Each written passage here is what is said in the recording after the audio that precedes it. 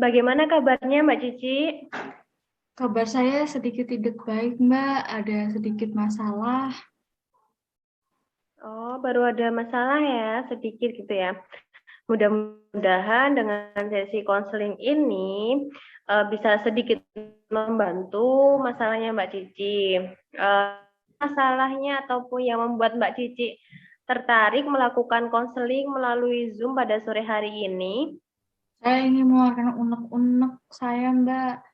Banyak kerja, sibuk, Hmm, jadinya capek, terus burn out. Oke, jadi semua masalah bermula saat Mbak Cici mempunyai banyak unek-unek ya dengan kesibukan yang menumpuk sehari-hari, merasa capek gitu ya, sehingga menimbulkan burnout. Bisakah Mbak Cici ceritakan penyebab burnout yang dialami Mbak Cici apa saja? Berawal dari saya menyepelekan piknik, me time, bahkan katarsis saya. Terlalu sibuk beraktivitas dan cenderung menganggap remeh itu jadinya banyak kelelahan yang menumpuk yang saya biarkan jadinya menimbulkan burnout. Rasanya itu seperti mendem gitu. Oke, jadi Mbak Cici ini meremehkan hal tersebut ya, yang kemudian menimbulkan burnout dan jadinya tertumpuklah emosi tersebut. Jadinya Mbak Cici ini merasa memendam amarah ya. Ya, seperti itu. Saya memendam amarah besar. Gitu. Saya pribadi itu dulu juga pernah mengalami hal yang dialami Mbak Cici, yaitu terlalu banyak kesibukan jadinya burnout juga. Terus dari semua runtutan yang diceritakan barusan membuat Mbak Cici burnout. Bisakah Mbak Cici ceritakan aktivitas ataupun kesibukan yang dilakukan Mbak Cici apa saja untuk akhir-akhir ini? Wah, sibuk banget saya tuh. Saya setiap harinya kerja setiap hari, kuliah juga setiap hari ada tugas. Dari kedua aktivitas itu saya tuh pengen cepat selesai kuliah. Oke, mudah-mudahan cepat selesai ya Mbak kuliahnya seperti yang diharapkan Mbak Cici. Jadi Mbak Cici ini kerja sambil kuliah ya, hebat banget loh Mbak Cici. Iya Mbak, cuma capek. Apalagi kan ya kalau wanita itu ada fase yang sering Oh emosinya iya. puncak sebulan sekali. Sebelum bulanan itu rasanya berat, serba bergejolak. Iya, ada rasa yang bergejolak ya Mbak. Emosinya ikut memuncak. Nah, begini Mbak, eh, Mbak menjelang menstruasi disebutnya itu adalah PMS. PMS itu adalah singkatan dari premenstrual syndrome. Bisa dibilang terkadang sebagian besar wanita saat PMS moodnya memburuk. Dan maaf jadinya bisa mudah marah. Hal ini karena estrogen juga dapat mempengaruhi kadar hormon serotonin yang mengatur nafsu makan, mood beserta pola tidur. Fluktuasi kadar hormon estrogen tersebut otomatis akan berdampak pada jumlah dan fungsi hormon tersebut. Gejala PMS bisa menyebabkan salah satunya adalah mood swing yang dialami sama Mbak Cici, yang diceritain sama Mbak Cici barusan. Oh iya Mbak, itu fase yang kadang paling berat. Badan nggak enak, suasana hati itu tuh parah banget. Jadi begitu ya Mbak ya ilmunya ya. Iya, begitulah ilmunya Mbak, soal wanita ya, kewanitaan ya kalau PMS. Lalu yang pengen banget dilakukan sama Mbak Cici itu apa sih? Kalau keinginan saya itu pengen sejenak hidup itu tuh dengan tanpa beban Mbak. Seperti saya pengen cuti kerja, cuti kuliah, nanti kuliah berhenti setahun gitu. Pas fase males datang, nggak tau lah gitu. Pas capek sih Mbak rasanya, pikiran numpuk, mau tidur susah, masih mikirin ini itu yang nggak ada habisnya gitu. Pikirannya cuma kerja kuliah itu aja. Nggak ada mikirin yang lain. Padahal ya pengen hidup agak ringan. Oke, baik. Kalau dari ceritanya barusan kan pengen ya cuti kuliah, tapi kan kayak dari cerita sebelumnya, cerita awal tadi, Mbak Cici menyebutkan itu pengen segera cepat selesai kuliah ya. Otomatis kuliahnya harus lancar kalau pengen seperti harapan yang pertama tadi. Namun Barusan saja Mbak Cici menyampaikan pengen cuti kuliah 1 tahun. Kalau menghendaki cuti kuliah, jadinya kuliahnya nggak jadi cepat selesai ya Mbak Cici, bisa terhambat nanti. Wah, iya, iya, Mbak. Jadi saya harus fokus ke tujuan awal ya. Iya Mbak Cici, begitulah.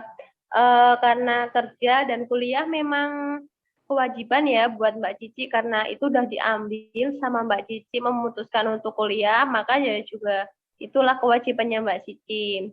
Bisa ya ketika Mbak Cici merasa udah terlalu numpuk bebannya, coba sejenak berpikir untuk diri sendiri gitu loh. Mungkin bisa healing gitu bareng keluarga atau teman-teman. Usaha lawan bentrokan yang ada Pak Cici. Ada rasa malas pokoknya hal yang negatif dilawan aja. Mbak Cici itu lebih kuat, lebih hebat loh dibandingkan dengan rasa malas yang hadir. Iya, Mbak. Saya harus kuat. Nggak boleh lah dikuasai oleh rasa malas ya. Mm-mm. Iya Mbak Cici. Eh, Kalau dari Mbak Cici yang memberatkan itu kerja atau kuliah? Keduanya berat buat saya, Mbak. Apalagi kalau ada beberapa orang yang di lingkungan yang ditambah buat kesel gitu. Contohnya kayak adik saya minta bantuan ini itu. Jadi selama ini saya tuh sendiri jadi males bantuin adik. Jadinya sering tak bentak gitu ya kan. Saya kan juga ada kesibukan, Mbak. Mm. Sama adik ya.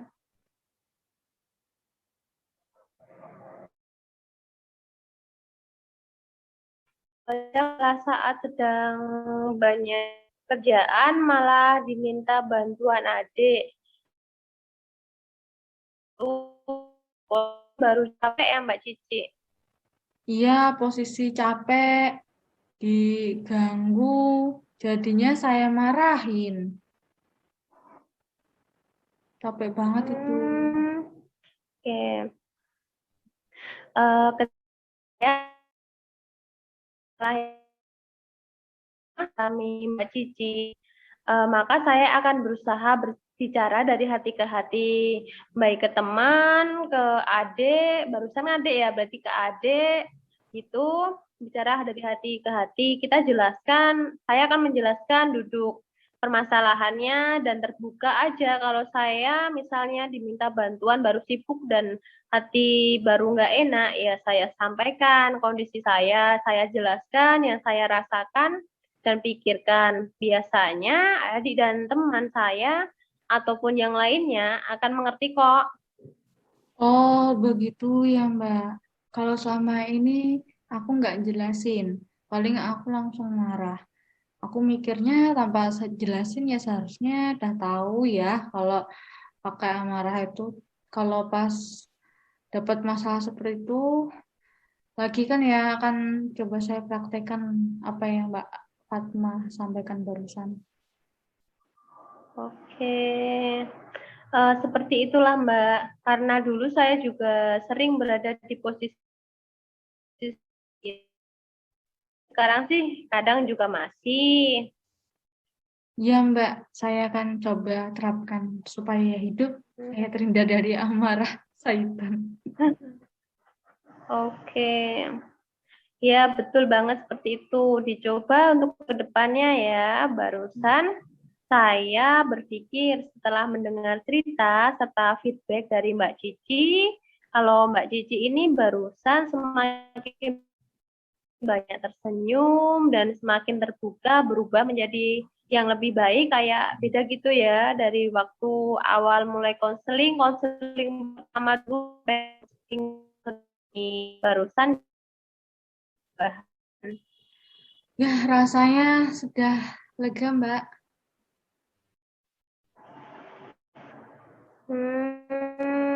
Saya saat ini merasakan senang, merasa semangat loh Mbak Cici, karena Mbak Cici sepertinya antusias sekali dalam sesi konseling yang sore hari ini. Sepertinya Mbak Cici sudah merasakan nyaman dalam berbicara dengan saya. Ya, saya sudah merasa nyaman Mbak. karena dari tadi tuh sepertinya sudah mendapatkan sedikit angin segar dari Mbak Fatma. Mbak Fatma juga sudah mendengarkan cerita saya, memberikan respon pada saya, dan juga membuat saya jadi tahu bahwa ini loh sebenarnya yang saya alami. Saya merasa satu frekuensi gitu ya Mbak. Ternyata ada orang ya yang bisa memahami saya. Terima kasih ya Mbak. Iya, kembali kasih. Ya, seperti itulah Mbak Cici. Saya sangat menghargai kepercayaan yang Mbak berikan pada saya. Apakah ada hal lain yang ingin diceritakan untuk sesi ini, Mbak Cici? Untuk saat ini saya rasa sudah cukup Mbak. Oke, Mbak. Kalau sudah tidak ada yang ingin diceritakan, sesi konseling kali ini selesai dan kita akhiri. Semoga pada sesi konseling berikutnya Mbak Cici bisa tetap merasa nyaman dan antusias. Untuk sesi konseling berikutnya nanti saya kabari melalui WA ya Mbak. Terus jangan lupa Pak, tadi dijadiin PR ya, yang tadi misal ada ini sama adik nanti dipraktekin, itu jadi PR-nya Mbak Cici. Mbak, Terima kasih yang Mbak Mbak Fatma Cici. akan saya terapkan. Iya, terima kasih Mbak Cici. Jadi sama-sama. Saya akhiri ya. Wassalamualaikum warahmatullahi wabarakatuh. Waalaikumsalam warahmatullahi wabarakatuh.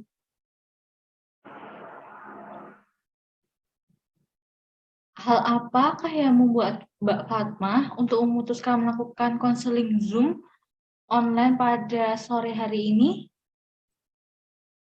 Iya Mbak, saya itu ingin cerita Mbak mengenai kucing kesayangan saya yang namanya Siti itu. Kucingnya itu meninggal, padahal kan itu kucing kesayangan. Wah, sedih sekali ya Mbak ya, ditinggal kucing kesayangan. Bisa Mbak Fatma coba ceritakan bagaimana sih perasaan Mbak Fatma pada saat itu? Saya tuh ini loh, sebenarnya tuh lebih ke kecewa ya, kecewa terhadap sikapnya bapak saya dan juga lingkungan, yang ketika saya sedang sedih malah menyuruh untuk membuang kucing saya. Kan soalnya kan kucingnya itu yang meninggal itu kan ninggalin anak-anak, dan anak-anaknya itu masih kecil. Jadi itu diminta untuk dibuang. Saya tuh juga dalam keseharian tidak semangat dan selalu memikirkan kucing saya itu. Oke, baik Mbak Fatma. Bolehkah ya kita coba praktekkan? Saya ingin tahu nih bagaimana kondisi antara ayah dan Mbak Fatma pada saat itu ya yang dapat membuat Mbak Fatma jadi sedih, terus kecewa. Boleh, Mbak. Baik Mbak Fatma, nanti kita akan bermain peran ya. Mbak Fatma akan berperan sebagai ayah Mbak dan saya akan berperan sebagai Fatma. Oke, Mbak. Oke. Dimulai dengan Mbak Fatma dulu ya. Dok, kamu itu loh, sekarang tuh lagi kuliah dan banyak kegiatan lainnya. Mbok itu kucingnya dibuang aja, udah. Kasih ke tetangga atau buang kemana gitu, nggak usah melihara lagi. Nanti bisa kecapean kamu. Nggak capek kok Pak, aku seneng kok. Apa sih gunanya melihara kayak gitu? Nggak ada untungnya. Wong kucing cuma tidur, tidur, makan, tidur, kotorannya di mana-mana, bau, rugi, nggak ada untungnya. Lah kan Bapak tahu aku dari dulu kan suka pelihara kucing. Kalau punya kucing, aku kan jadi punya teman. Nanti kalau main kan aku jadi nggak udah jadi pengen rasa capek aku gitu loh Pak. Ayo cari kegiatan lainnya atau yo melihara kucing itu selain bau ya nggak enak, habisin uang juga buat beli makannya. Cari kegiatan sih positif lainnya. Tapi kan ya Pak, saya kan sayang Pak. Alah, daripada kamu tuh buang uang, buang waktu, nggak berfaedah atau nggak no faedahnya, mending ikut organisasi atau kursus apa gitu. Wah, kan ada manfaatnya kalau kayak gitu. Kalau kegiatan organisasi tuh daripada melihara kucing.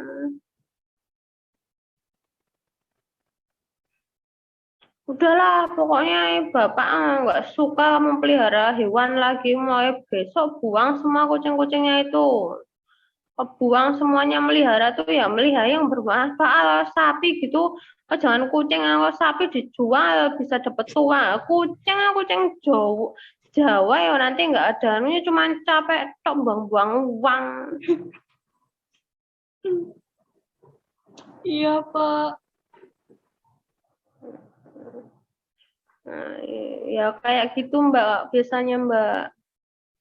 Ya ampun, Mbak. Sedih ya, Mbak ya. Bahkan mohon maaf ya, Mbak, saya jadi merasakan apa yang Mbak Fatma rasakan ya. Saya sepertinya Mbak Fatma tadi terbawa ya amarahnya Bapak tadi ya. Saya juga terbawa oleh suasana hatinya Mbak Fatma pada saat itu, sedih ya, Mbak ya. Maaf ya Mbak, saya tuh terlalu menjiwai. Soalnya ya kayak gitulah biasanya kalau dimarah-marahin gara-gara kucing kan ya, yang namanya sayang binatang malah dimarah-marahin yo. Gimana? Jadinya yo saya jiwai aja sekalian. Seperti itu ya, Mbak ya, sedih. Iya, Mbak ya.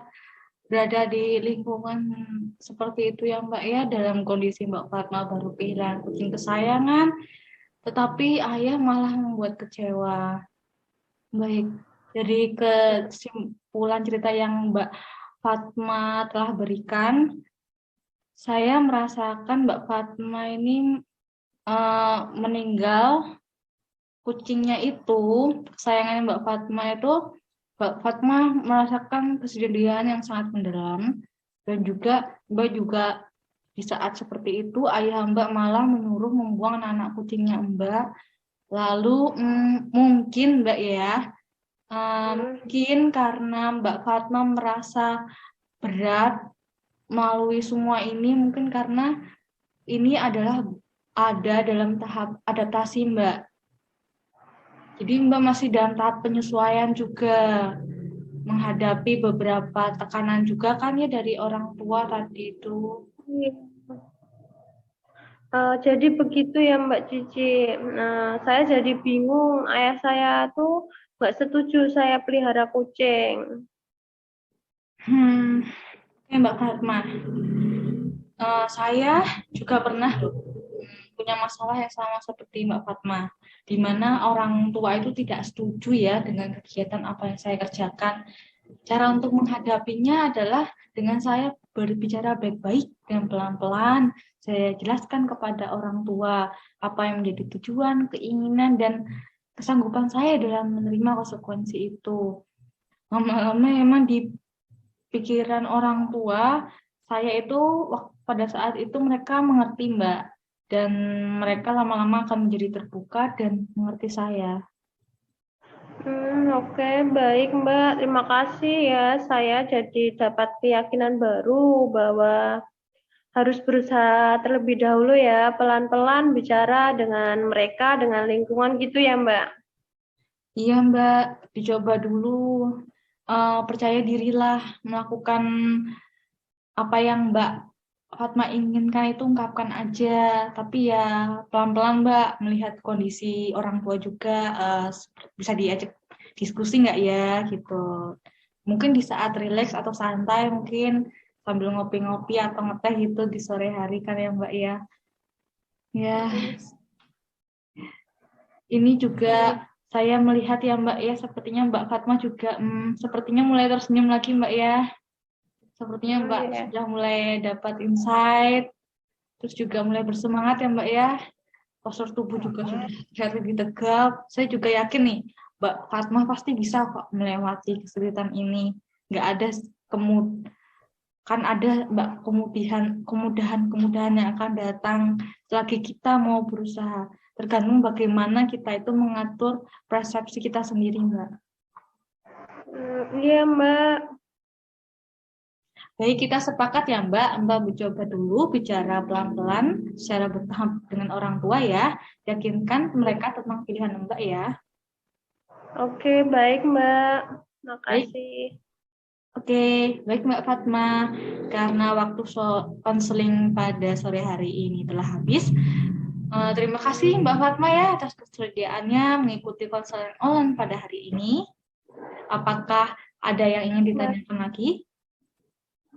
Kalau untuk saat ini mungkin belum dulu ya Mbak, belum ada, udah cukup. Oke, baik. Kita tutup ya konseling pada sore hari ini. Wassalamualaikum warahmatullahi wabarakatuh. Waalaikumsalam warahmatullahi wabarakatuh.